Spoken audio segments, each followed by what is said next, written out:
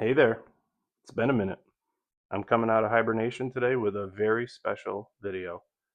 The guitar you're looking at belongs to my friend Steve, and he won it in a contest on YouTube.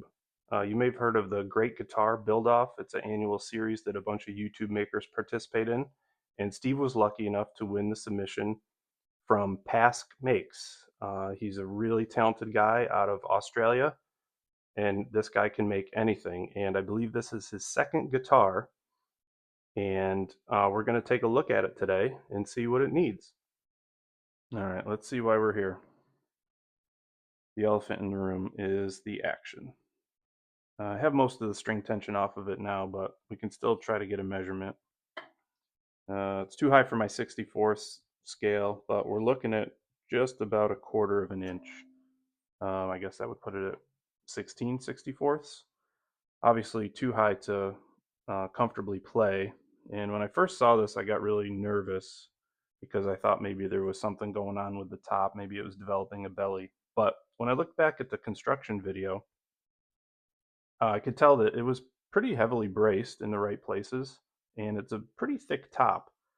And then what made me really at ease was when you look at the very end of the video when it's all constructed, there's a few shots where you can see it really is that high coming off the bench. So I don't think we have an issue with the body warping or anything. The neck is fairly straight, but we'll take a few more measurements and see what else we got. Take a look at the nut. And this is actually really well done. I don't really think I need to mess with that at all. There's a really small gap under each string, and I'm pretty happy with that. All right, I was taking a look at the pickups, and the neck obviously is a little low, but when we adjust the action, we can adjust that. The bridge, however, is sitting a little bit cockeyed from the way the strings lay. So we may be able to refine the shape of the pickup mounting ring to get that sitting a little more flat. All right, let's take a look at the wiring now. Apologies, I have the noisiest, oldest amp ever to test this, but it's where my cable could reach. All right, so we're in the bridge position on the switch, and the neck pickup is activated in the middle, and they both are on. And then in the neck position, the bridge is on. So there, that's an easy fix. We just have to either flip the switch around or reverse the leads. Checking the volume in the tone, found something a little odd. Hey, John from the future here. Sorry, my phone ran out of space and the video cut off. But what I went on to describe were the issues that I was seeing with the volume and tone controls. Namely, the neck pickup volume control didn't work at all, and the bridge tone control was not working. And when you put the pickup selector in the middle position, neither volume worked. Okay, so that's pretty much all I see. We're gonna fix the angle on the bridge humbucker, get the height adjusted correctly. I don't think I can do much with the height here because of the binding pokes out over the pickup, but I think we should be okay as is on that. It shouldn't be too bad. We'll adjust the wiring and get that going. Take a little bit of relief out of the neck with the truss rod, assuming that works as it should. Don't need to touch the nut, that's okay. And the only other thing is obviously, what are we going to do with this action height? Let me take a closer look. So obviously the easy thing to do would be to lower the height of this Tune-o-matic bridge. But as you can probably tell, it's bottomed out on the posts. And I guess that doesn't really surprise me given that this was a competition with a strict deadline. I'm sure Pask built this and realized what had happened and just got it as close as he could. So we're going to help him out, and we're going to see what we can do to get this whole thing lower. An option would be to simply put a bone saddle in, but I really don't want to do that because I love the flexibility you have with the height and the intonation that I think this guitar deserves. So I really want to keep this Tune-o-matic, and obviously it fits in with the gold theme that he has here. So I think what we want to do is try to modify the wooden part of the bridge. So sanding the top isn't really going to work because to remember. We have a long way to go. We got to get down probably in the area of like 10/64 we have to remove from this, which is quite a bit. So if I remove material from the top, we're going to make this overarching brace really thin, probably more thin than I would like. And if we sand from the bottom, the more we sand, we're going to narrow this bridge, which would probably reveal some cosmetic defects that we wouldn't want to look at. So what I'd like to do after I investigate a little further is I'm probably just going to make a different bridge pad to support this two-pneumatic bridge. All right, I got the tension off the strings and got the bridge out, and I noticed a few things. First, the pad is not attached in any way. It's just free to float. And that's a common building practice. But thinking about the customer, I would love to give him a guitar where when he goes to change the strings or if he plays too hard or it gets bumped, this is not going to move. That way, the scale length and the intonation can be preserved precisely. And that also fits into the constraint we have that this stack needs to be smaller. And when we make it smaller, these posts are going to poke out proud unless I grind them off, which I'm not opposed to doing, but I don't really want to do that. I want to maintain as much adjustability as we can.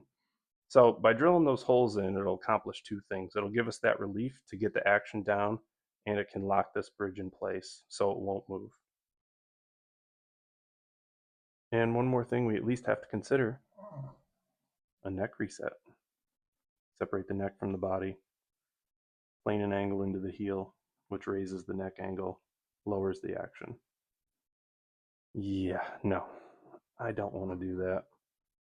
That's such an extreme measure. I've never done it. I don't have the tools to do it appropriately. Chances are high that I would screw it up and at least have to, do some finish blending. This is a one-of-a-kind guitar. I really don't want to take that chance. And ultimately, I think the solution of lowering the bridge and fixing it in place is an improvement to the guitar. Okay, I think that's it for now. Next, I got to reach out to Steve and make sure he's on board with the plan. Obviously, no takesies backsies once you drill holes into the top, and this is a one-of-one guitar, so there's really no replacing it. If I screw it up, no pressure. Okay, and it's been a few days. I was able to speak to Steve about the changes we want to make, and he's completely on board. So I think I'm going to start with the bridge. And first I want to check the scale length. And at the 12th fret, I'm looking at 12.75 inches, which is exactly what you'd expect for a 25.5-inch scale length. Sizing up the specimen. And here's what I drew up in CAD. You didn't think I was going to make this by hand, did you?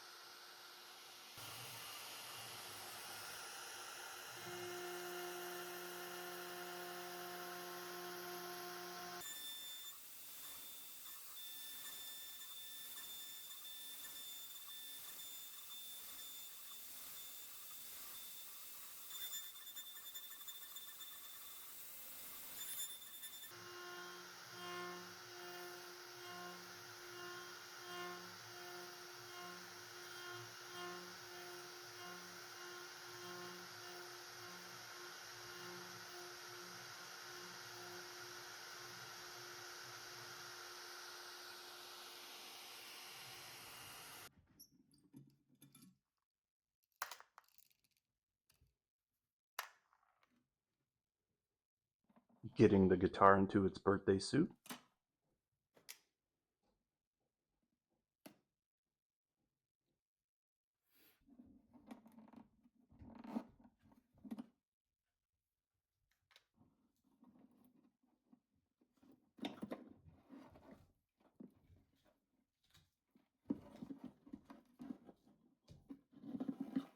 Here I'm making a template of the controls that I can transfer to my bench. Mapping these exact locations out gives me a perfect template to create a custom wiring scheme. To be honest, I didn't do too much troubleshooting. Once I found a couple issues with the controls, I already had it in my head that I was going to redo the wiring from scratch. However, I did find one of the volume pots was failed. So I ended up putting 2 new volume pots in of the correct taper and also replacing the capacitors with the appropriate values for humbuckers. Here I'm fitting the new bridge pad to the curvature of the top.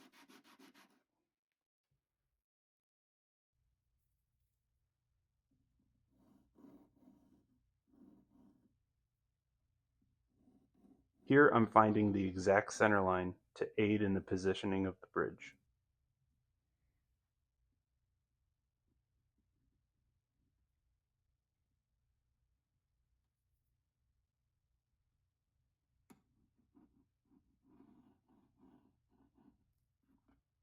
And now the point of no return.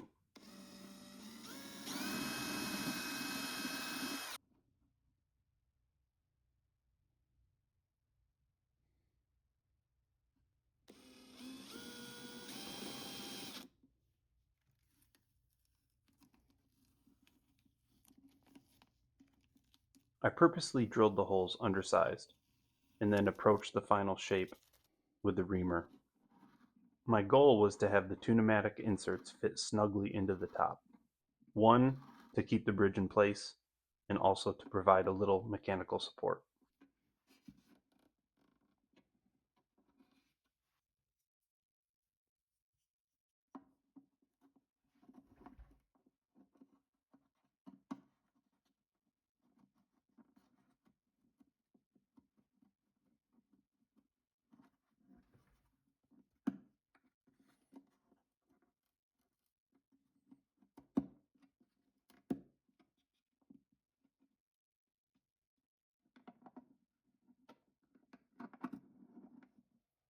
Great success! Here I'm just checking to see how we did on the action. The posts are bottom out and the strings are basically laying on top of the frets. Perfect.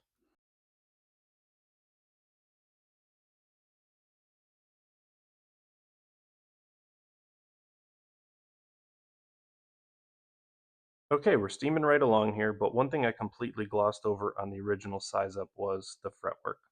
Take a listen to this. So I don't know if you can hear that, but we have a ton of fret sprout on the edges here, and it makes the guitar very uncomfortable to play. It would literally cut you. It's probably just some seasonal changes.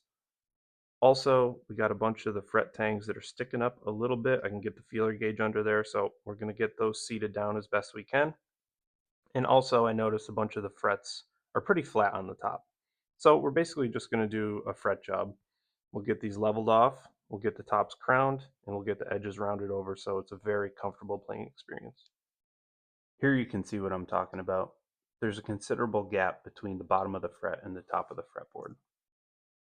And here the fret tops are undesirably flat. All right, let's take a look at the truss rod. Okay, so as found, it's completely loose. And let's give it a little bit of a snug up. And yep, that's absolutely working. Just need a little bit more of an adjustment and we should be good.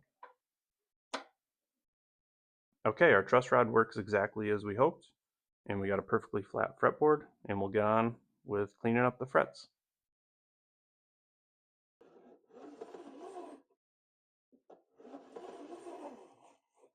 Giving the frets a bevel, masking the fretboard, marking the tops of the frets for leveling. After seating the frets, they were definitely in need of re-leveling. I'm crowning! All right. I'm crowning!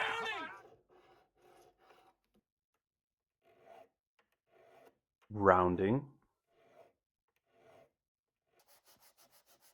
and polishing.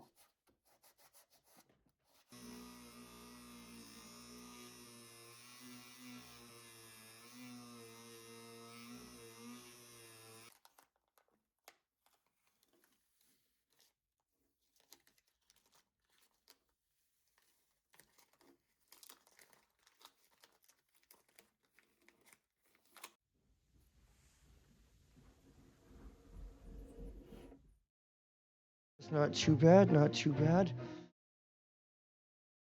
Okay, the next thing I want to tackle are these finish scuffs.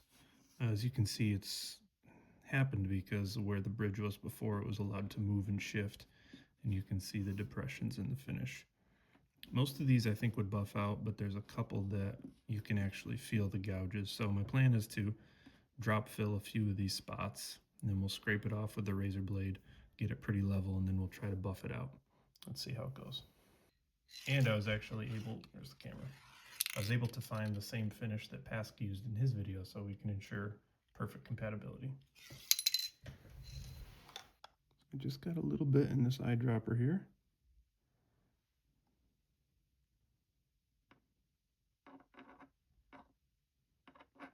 And I really don't need much.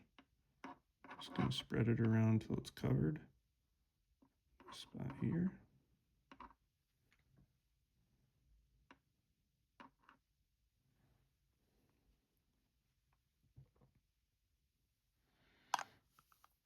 All right, the rest of those I'm pretty confident will buff out.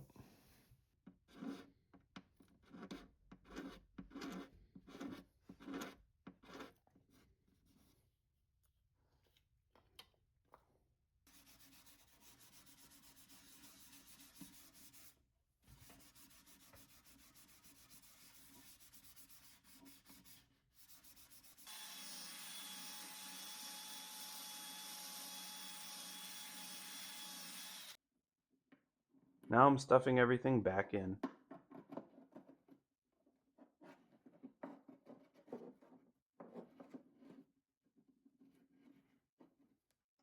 I fished string through some of the hard to reach component locations. It helped, but man, it still sucked.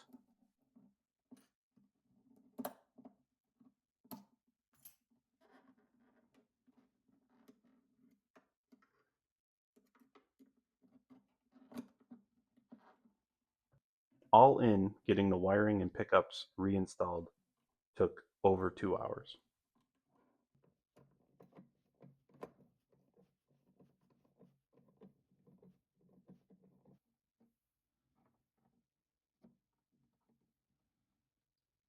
It's all coming together now.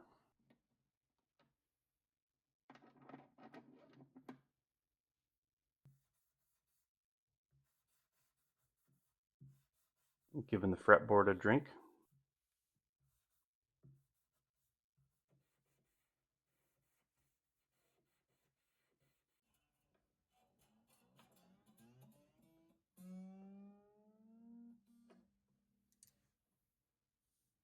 Okay, and now we're adjusting the action. We settled out at just over 5/64 on the bass and 4/64 on the treble.